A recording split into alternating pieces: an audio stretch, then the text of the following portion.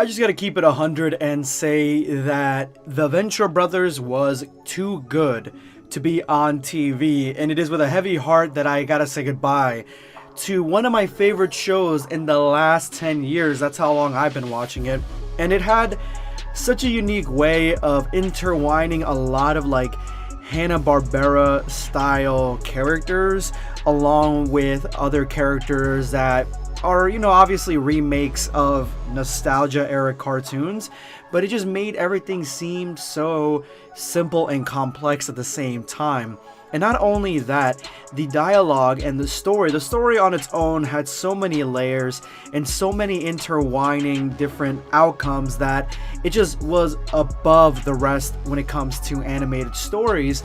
But when it comes to the dialogue and the relationship building, anybody who would want to write any type of story, especially ones that are character centric, definitely need to watch the Venture Brothers, guys, because that show knew how to do relationships. It knew how to do suspense with believable dialogue that just felt very, very natural, with one-liners that you could quote to this day. Like, there were so many one-liners in that show.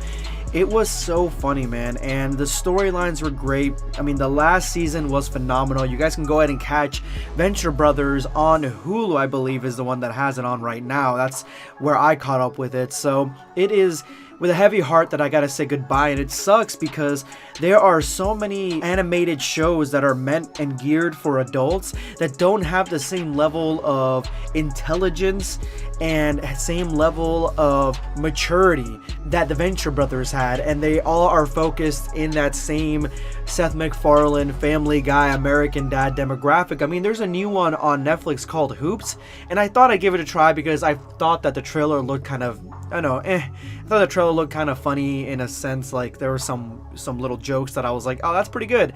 But then I watched the first episode and I'm like, dude, this show is trying so hard, so damn hard to be Family Guy. It's just trying way too hard. Or that other one that's on Netflix that's just so cringe with the kids and puberty. I don't remember the name of it right now, but there are a lot of shows that just go with that really disgusting, over the top humor, and Venture Brothers had a little bit of that, but it didn't have like to the extent of that, especially the way that Hoops was, the way that it goes. It just tries so hard to be edgy, and the Venture Brothers was telling a great story and not trying to be edgy at all. And it just sucks that this is the way it had to be, this is what happened, and now it's gone. Luckily though, I do believe that in the future, in a few years, one of these streaming services are going to pick up Venture Brothers and continue the story. They've already done that with so many different shows that got canceled from TV, and they are putting their resources and money into making those shows really good on Netflix or Hulu or Amazon.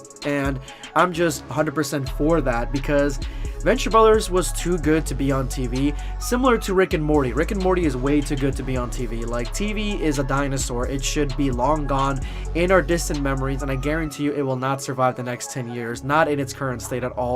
And all the really good shows that are on TV will eventually find their way to streaming services and originals to streaming services. They are going to be funded by places like Netflix. So I can't wait for that.